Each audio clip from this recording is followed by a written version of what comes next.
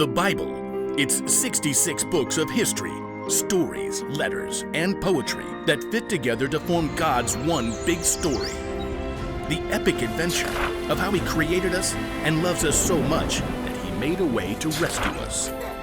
As we travel through the Bible, from Genesis to Revelation, we discover people who met God and found their lives changed forever.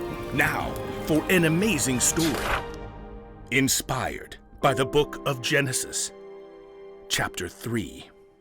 Out of a deep, deep love, God created the whole universe and filled it with life. From great lumbering hippos to jewel-winged hummingbirds and sleepy sloths, the earth was filled with sound and color. But in all the world, there was nothing quite like God. Nothing that could think and feel and love like God.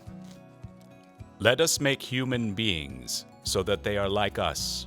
Let them rule over the fish and the birds and the creatures. Out of the dust of the earth, God formed a man and a woman, the very first people, created in God's very own image. God placed them in a beautiful garden along a river. How about a swim? And coconuts for an afternoon snack. God gave Adam and Eve the entire world to care for and explore and enjoy. They had only a single rule. You may eat fruit from any tree in the garden, but you must not eat the fruit from the tree of the knowledge of good and evil. If you do, you will certainly die. Oh, definitely not touching that tree. Life in the Garden of Eden was perfect. Crops seemed to spring from the earth as soon as seeds were planted.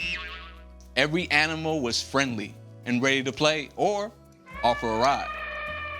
Adam and Eve never argued over how to spend their time. Your turn to choose. Best of all, Adam and Eve got to walk and talk with God. In the cool of the evening, they would walk alongside God under the shade of the leafy fig trees. You made the most amazing sunrise this morning. Yeah, we can't wait to see what this sunset's gonna look like. But into all this beauty slithered a false note. One afternoon, as Adam and Eve searched for wild mushrooms, the serpent uncoiled himself and slid along a low branch beside Eve. Looking for a snack, are you? Oh, hello. How about some luscious fruits? Eve glanced toward a grove where beautiful fruit trees stood. The tree in the center stood taller. Its fruit seemed to glow. Did God really say you must not eat fruit from any tree in the garden? We can eat fruit from the trees, but God did say you must not eat the fruit from the tree in the middle of the garden. Do not even touch it. If you do, you will die. And, well, die does not sound like a very good thing. In spite of herself, Eve took a few steps closer to the grove.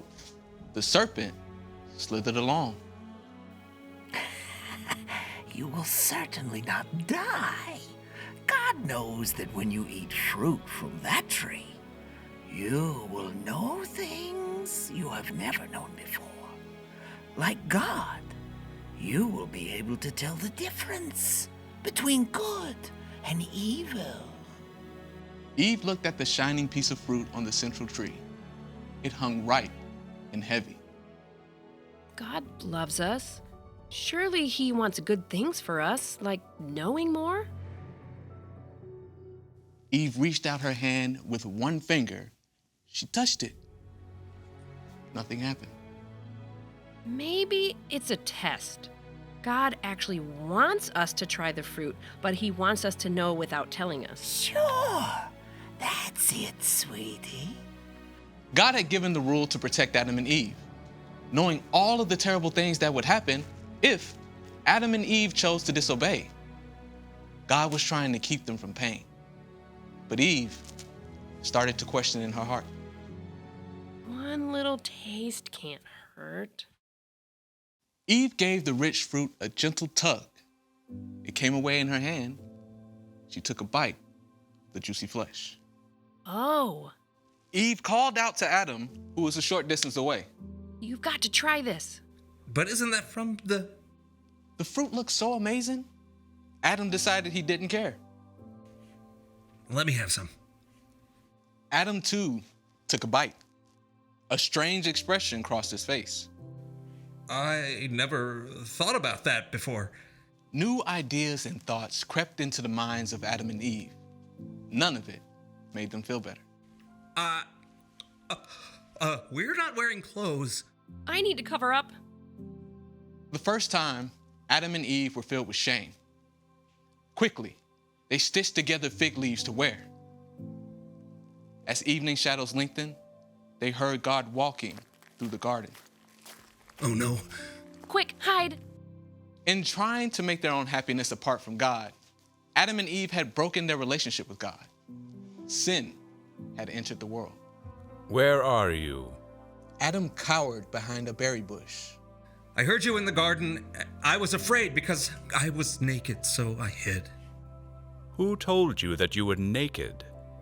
Have you eaten the fruit from the tree I commanded you not to eat? It's the fault of the woman you put here with me. She gave me some of the fruit from the tree, and I ate it. God gave Eve a turn to speak too. What have you done? The serpent tricked me. That's why I ate the fruit. God's own heart was pierced through by what people had done. God told the serpent, I am putting a curse on you. You will crawl on your belly and eat dust all the days of your life. because Adam and Eve had turned away from God, they could no longer find a home in the Garden of Eden. From now on, growing food would be difficult, back-breaking work. Giving birth to children would be painful, and family relationships would be complicated and hard sometimes. And one day, Adam and Eve would die. You were made out of the ground. You will return to it when you die. I'm cold. Though people had broken their relationship with their Creator, God's deep, deep love for them had not changed. God even made clothes from animal skins for Adam and Eve to wear on their journey from the garden. And already, God had a plan. One day, God would become a person. Jesus, God's very own Son, would walk on earth among people, showing them how to live in relationship with God again. And Jesus would one day lay down his life to break the power of death once and for all. Because in the end, God's love always wins.